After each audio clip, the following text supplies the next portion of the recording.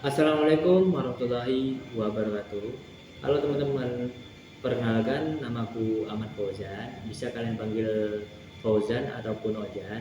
Nah, di sini aku dari program studi manajemen perusahaan dengan NIM 2408031010112. Nah, di sini aku akan bahas tentang bagaimana sih strategi pemasaran layanan dan juga kualitas layanan yang diterapkan pada salah satu platform digital yang paling populer di dunia, yaitu YouTube, teman-teman. Nah, di YouTube bukan cuma sebatas nonton video saja, teman-teman. Nah, di sana juga YouTube ini berfokus kepada apa sih yang dibutuhkan oleh penggunanya. Contohnya nih, aku ingin menjadi gitaris profesional. Nah, tetapi aku nggak bisa cara bermain gitar. Nah, YouTube inilah salah satu solusinya, yang dimana kalian bakalan nyari tahapan-tahapan untuk agar kalian bisa bermain gitar. Yang pertama, kalian cari di pencarian di YouTube, terus klik apa namanya tutorial cara bermain gitar untuk pemula. Nah, di situ bakal ada tahap-tahapan dari awal sampai terakhir seperti itu, teman-teman. Nah, selanjutnya itu YouTube juga berinovasi, teman-teman. Nah, jadi dalam setiap pergantian tahun, terus zaman, pasti adanya eh, perbedaan antara sekarang sama sebelum-sebelumnya. Nah, dari situ para pengguna tertariklah dari YouTube ini sendiri, seperti itu, teman-teman. Nah, patut kalian ketahui bahwasanya awalnya itu YouTube cuman platform sederhana untuk berbagi video, tapi sekarang dengan perkembangan zaman, jadi YouTube sendiri itu makin melunjak ke atas lah.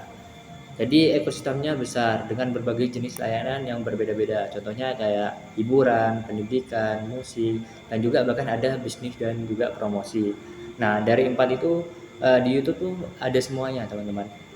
Kayak hiburan mungkin di sana itu terdapat kayak tontonan apa namanya, vlog, terus film pendek, stand up komedi, bahkan podcast seperti itu. Terus untuk pendidikan ya mungkin kayak ruang guru dan sebagainya seperti itu, teman-teman. Untuk musik sendiri kalian cari musik apa saja yang kalian butuhkan di sana juga ada.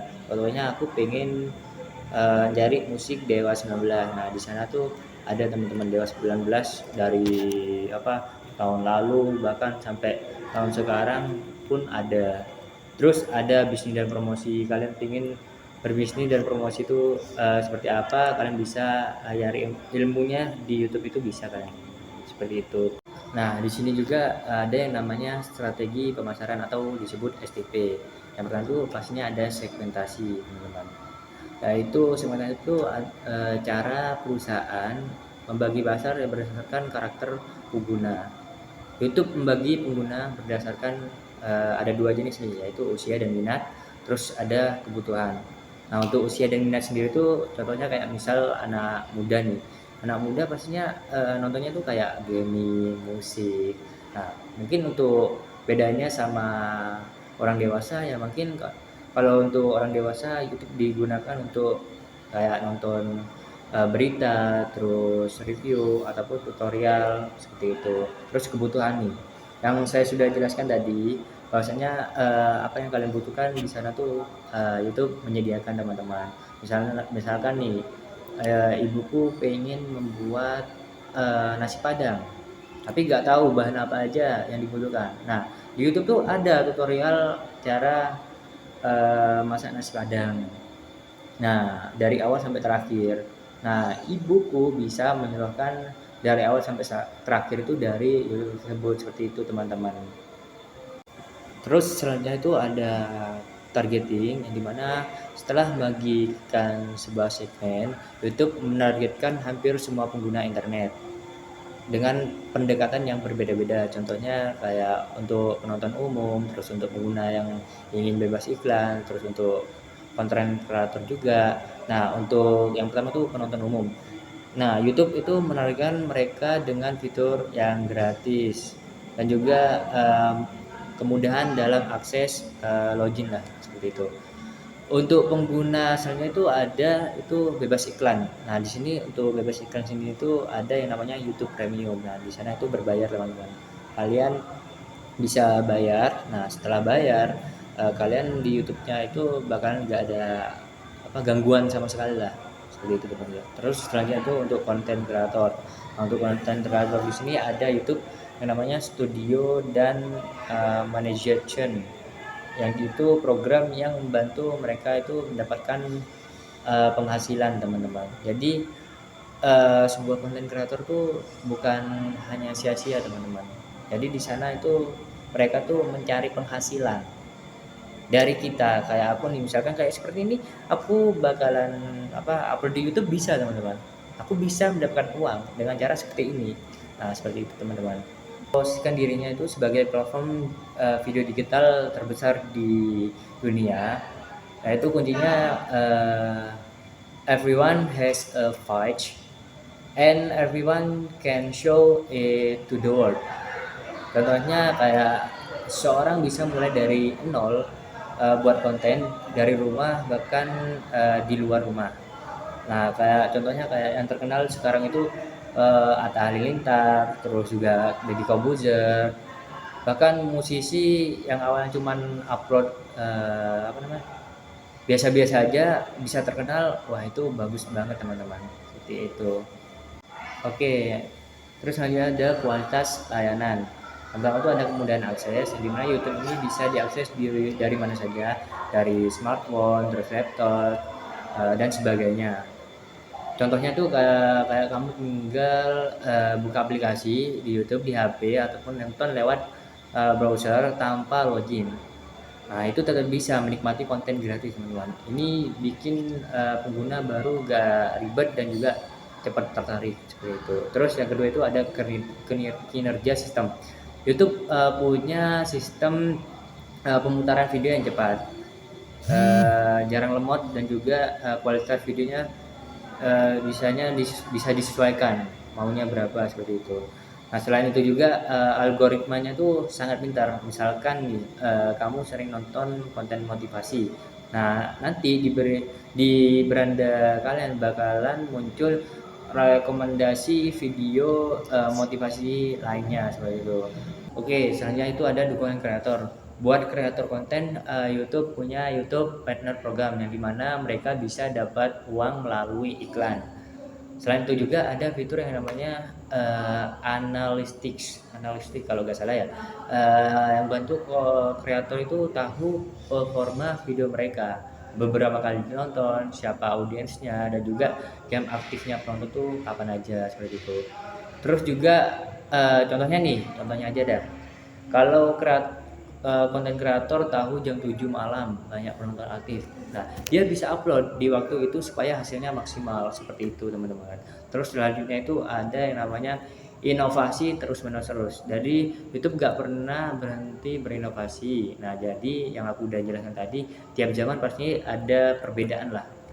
Yang pertama itu ada YouTube Short, versi video pendek kayak TikTok, supaya pengguna gak bosan dan bisa menikmati konten cepat. Terus selanjutnya itu ada YouTube Premium, bebas iklan, dan bisa mendengarkan musik sambil buka aplikasi lah. Oke, selanjutnya itu ya, yang keempat ada inovasi terus menerus. Jadi YouTube gak pernah berhenti berinovasi. Yang aku sudah dijelaskan tadi bahwasanya tiap zaman ataupun tahun tuh pastinya ada perbedaannya lah. Nah, yang itulah yang bisa membuat para pengguna itu tertarik. Nah, contohnya yang pertama itu ada YouTube Short, yang dimana versi video pendek seperti contohnya kayak TikTok. Nah, jadi pengguna tuh gak bosen dan bisa menikmati konten cepat seperti TikTok tadi. Nah, terus yang kedua itu ada YouTube Premium. Nah, untuk YouTube Premium ini bebas iklan teman-teman, agar bisa contohnya kayak bisa mendengarkan musik nih. Kalian mendengarkan musik tapi kepotong-potong kan gak enak kan. Nah, YouTube Premium inilah salah satunya solusi buat kalian seperti itu. Terus selanjutnya itu ada live streaming. Nah, ini cocok buat kayak event, terus dan juga interaksi langsung dengan penonton. Misalkan nih ada apa ya, kayak promosi-promosi gitulah. Nah, di situ teman-teman kepo nih, ingin secara langsung dengar dengan pemilik promosi itu siapa. Nah, sedangkan promosi itu belum live streaming kan. Nah, dari live streaming ini kalian bisa menanyakan nantinya apa saja yang kalian butuhkan, seperti itu teman-teman. Oke, selanjutnya itu ada dampak kualitas layanan terhadap loyalitas pengguna. Nah, semua hal tadi yang sudah saya jelaskan, akses mudah, terus performa bagus, dukungan kreator dan juga inovasi yang bikin pengguna itu betah banget lah. Nah, contohnya kayak banyak orang buka YouTube tiap hari bahkan beberapa kali sehari seperti itu. Terus juga kreator juga loyal karena mereka bisa berkembang dan juga menghasilkan uang di sana. Selain itu pengguna merasa YouTube ini selalu mengerti mereka lah, mulai dari video yang direkomendasikan, terus tampilan yang user friendly, terus sampai fitur subscribe yang bikin mereka tuh gampang ngikutin channel favoritnya masing-masing seperti itu. Jadi loyalitas pengguna tuh muncul karena YouTube gak cuman kasih layanan, tapi juga kasih pengalaman personal yang terus meningkat seperti itu.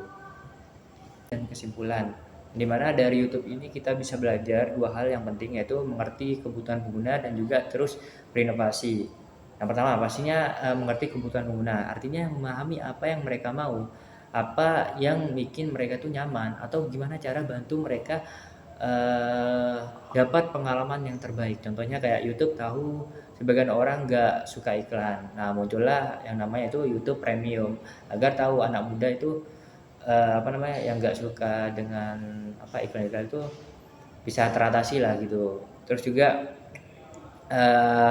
tahu anak muda suka konten cepat, kayak muncullah kayak YouTube Short yang saya sudah jelaskan itu tadi, kayak TikTok seperti itu.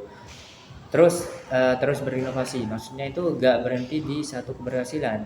Dunia digital cepat banget berubah, jadi kalau gak berinovasi bisa ketinggalan seperti itu teman-teman.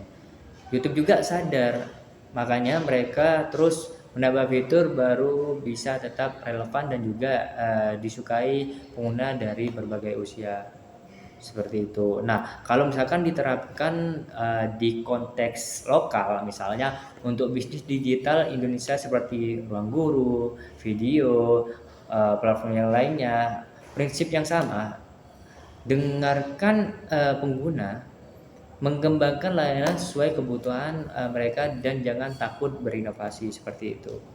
Mungkin itu aja ya dari aku. Dari semua yang aku sudah jelaskan, aku dapat menyimpulkan bahwasanya jadi kesuksesan